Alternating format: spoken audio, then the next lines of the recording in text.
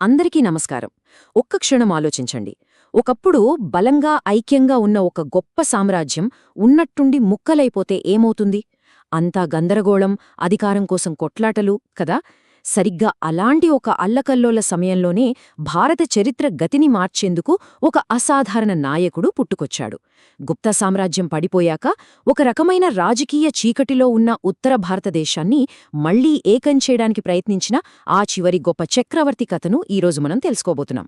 చూడండి, ఈ ప్రశ్నే ఆ కాలంలో భారతదేశం పరిస్థితికి అచ్చమైన అద్దం పడుతుంది.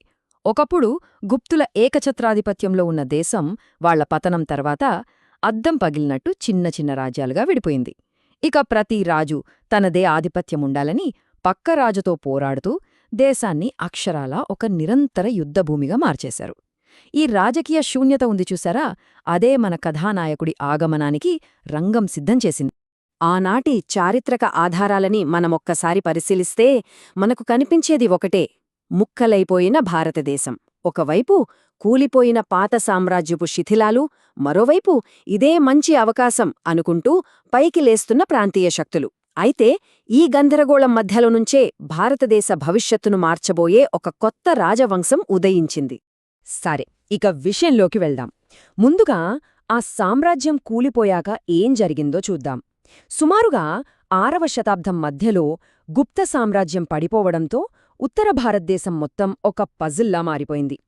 అందులో ప్రతి ముక్కా ఒక స్వతంత్ర రాజ్యం, అధికారం కోసం పక్కవాళ్లతో నిరంతరం పోరాడుతూ ఉండే. ఈ రాజకీయ అస్థిరత అంటే ఈ పవర్ వాక్యూమ్ అనేది కొందరికి శాపమైతే మరికొందరికి మాత్రం ఒక పెద్ద వరంగా మారింది. ఎందుకంటే కేంద్రంలో బలమైన అధికారం లేదు కాబట్టి ప్రతి చిన్న స్థానిక పాలకుడు కూడా నేనే రాజు అని ప్రకటించుకునే అవకాశం దొరికింది. మరి ఈ అవకాశాన్ని అందిపుచ్చుకున్న వారిలోనే ఒకరు మన కథానాయకుడి పూర్వీకులు. ఈ గందరగోళం నుంచే పుష్యభూతి వంశం పైకి వచ్చింది. ఈ వంశాన్ని స్థాపించింది పుష్యభూతి అయినా దీనికి అసలైన కీర్తి ప్రతిష్టలు తెచ్చింది మాత్రం ప్రభాకరవర్ధనుడు. ఆయన తన పరాక్రమంతో చుట్టుపక్కల రాజ్యాలను గెల్చి తన కొడుకు అంటే హర్షవర్ధనుడు ఒక గొప్ప సామ్రాజ్యాన్ని నిర్మించడానికి చాలా బలమైన పునాది వేశాడు. అయితే హర్షుడి ప్రయాణమంత తేలిక ఏమీ సాగలేదు. అది పూలపాన్పు కాదు. నిజానికి అది రక్తంతో, కన్నీర్లతో తడిసిన ఒక విషాదగాథ.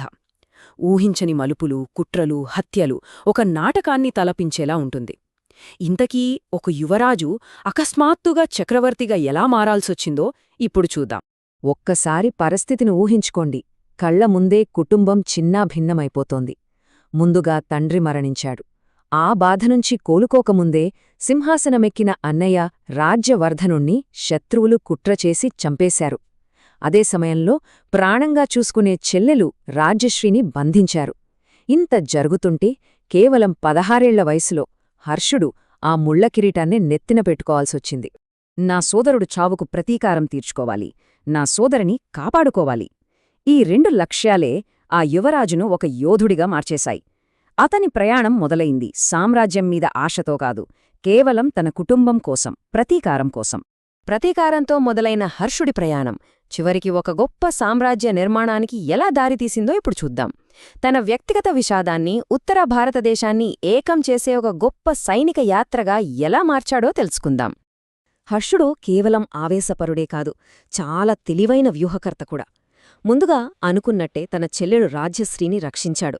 తర్వాత ఆమె రాజ్యమైన మౌఖరిని తన రాజ్యంలో కలిపేసుకుని తన బలాన్ని రెట్టింపు చేసుకున్నాడు. ఇక వ్యూహాత్మకంగా రాజధానిని కనౌజ్కు మార్చి అక్కడి నుండే ఉత్తర భారతదేశం మొత్తం మీద తన విజయ పరంపరను మొదలుపెట్టాడు. ఉత్తర భారతదేశాన్నే దాదాపుగా మొత్తం జయించడంతో హర్షుడికి ఉత్తరాపతనాథుడు అంటే ఉత్తరానికి అధిపతి అని బిరుదు వచ్చింది. కాని అతని విజయయాత్రకు దక్షిణాన ఒక పెద్ద అడ్డుకట్టపడింది.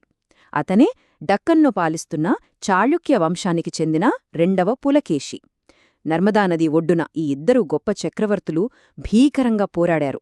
కాని ఆ యుద్ధంలో హర్షుడి విస్తరణ అక్కడితో ఆగిపోయింది. అయితే హర్షుడి కథ అంటే కేవలం యుద్ధాలు, విజయాలు మాత్రమే కాదు. కత్తిపట్టిన ఆ చేతులే కలం కూడా పట్టుకున్నాయి. అతని పాలనలో కళలు, సాహిత్యం, మత విశ్వాసాలు ఎలా వికసించాయో ఇప్పుడు చూద్దాం. అవును, హర్షుడు ఒకవైపు గొప్ప యోధుడు, మరోవైపు కళలను ప్రేమించేవాడు.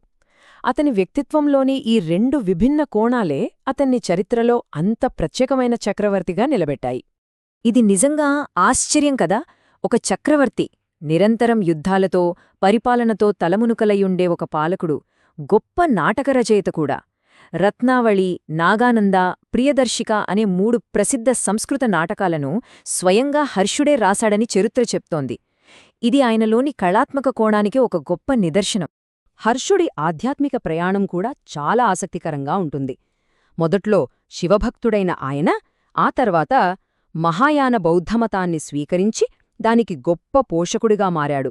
అయినా సరే అతను అన్ని మతాలను సమానంగా గౌరవించాడు.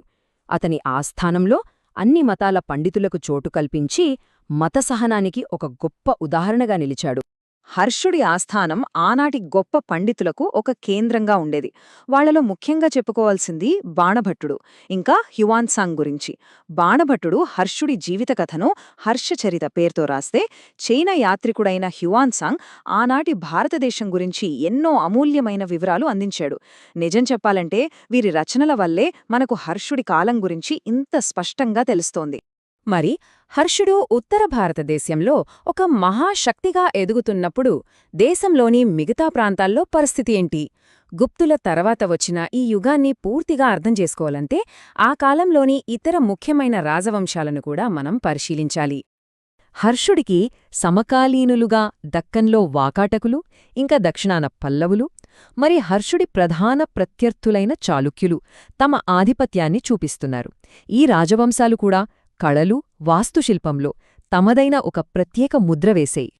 ఉదాహరణకు చెప్పాలంటే వాకాటక రాజుల ప్రోత్సాహంతోనే ప్రపంచ ప్రసిద్ధిగాంచిన అజంతా గుహలలోని కొన్ని అద్భుతమైన చిత్రాలు, శిల్పాలు రూపుదిద్దుకున్నాయి.